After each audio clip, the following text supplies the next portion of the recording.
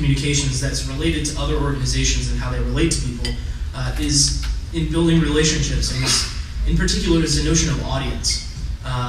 Campaigns and political parties and candidates typically have two audiences in mind, right? And they produce some content for those audiences. So there's the press on the one hand, and then there's the sort of mythical, disengaged voter who, you hope to get your 7 seconds of message into their brain, on the nightly news, or you interrupt, Desperate Housewives with a, commercial or whatever it is. But it's sort of this forced relationship with the undecided voter. So how do campaigns serve those audiences? Well, they produce press releases and earned media events and all these things to try to get the press writing about what they want to write about, what they want them to write about. And then there's the TV commercials and the little bits of outreach through the earned media to try to get to the undecided voter. We had a completely different idea about audience in the new media team that we were uniquely qualified to serve. And we helped with those other bits, but the big lesson here was that our supporters were the biggest underserved audience. So the people that we worked with on a day-to-day basis, and the people that required the motivation to go do the work on a day-to-day basis, typically campaigns aren't doing anything specifically targeted for them. Maybe you get a piece of mail asking you for a donation, or you get the copy from that mail pasted into an email asking you for a donation, but that's typically about it. And so we sought to leverage content for this audience as a way of building relationships, both between the campaign and the supporters, but even more importantly, among the supporters themselves, to give them a sense of what this community was, what this movement was that they were engaged with. So like the first video that you saw, this post from our campaign blog is typical in that it's not about Barack Obama. A majority of the posts to our blog and the videos we posted on YouTube actually weren't about the candidate at all, and in many cases weren't even about an election and election day.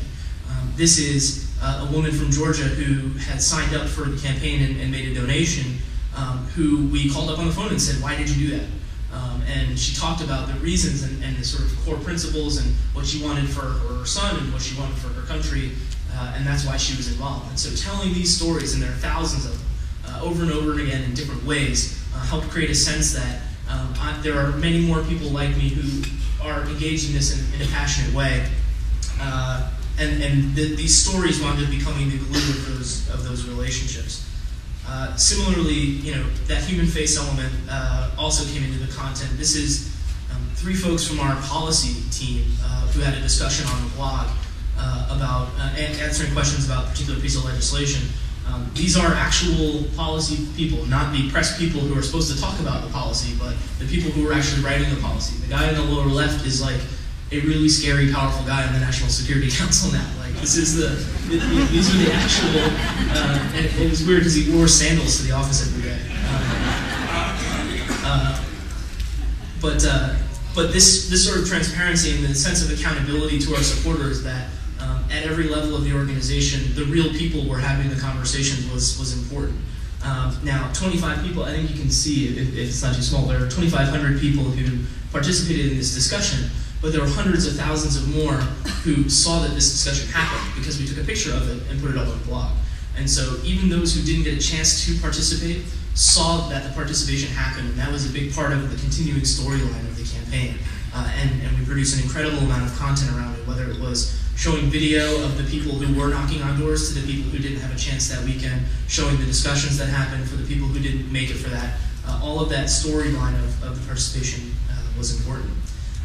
The other content for supporters was tactical stuff for the campaign. So one of the things that we did down the stretch in the general election were strategy updates. This is my boss, David Plouffe, the campaign manager, where things were so complicated, there were so many states, so many issues, so many things going on, that we wanted to try to create a digest for our supporters to understand and sort of recenter the conversation about what was happening. So this video is one that we produced to give people that sort of inside scoop, the sense that this is what's going on, and it's from the horse's mouth. And David's not a guy who likes to go on TV a lot. He's not like the typical wants to be on a panel on CNN or whatever. He's kind of a behind the scenes guy. He's a numbers junkie, and so we tried to do things that fit with that personality to give people a real sense of him. So even though we had fancy cameras and lights and whatever, we didn't take him to a studio to shoot his update. We didn't even use a camera. We used a computer like this. So this is actually filmed using the little camera that's embedded into the screen on my computer. And we just put it on a stack of books on his desk and said, talk. And so this is his actual office. Those are the actual maps on his wall. That's the actual pile of papers that he sat next to every day, and that's his actual water bottle. And these were very, very intimate, almost to the effect of having a sort of web chat with somebody. You know, if people have used Skype or iChat or something like that, that there's this intimate sense that this person's right on the other side from you. It's also really long, 5 minutes and 44 seconds here. That's a long time for somebody to be watching a video on the web, and it speaks to the power of the content that these were some of our most popular videos that people wanted more of, because it was providing context for all the work that we were asking them to do. And so the context for that work included not just videos like this, but you know, inspiring documentaries,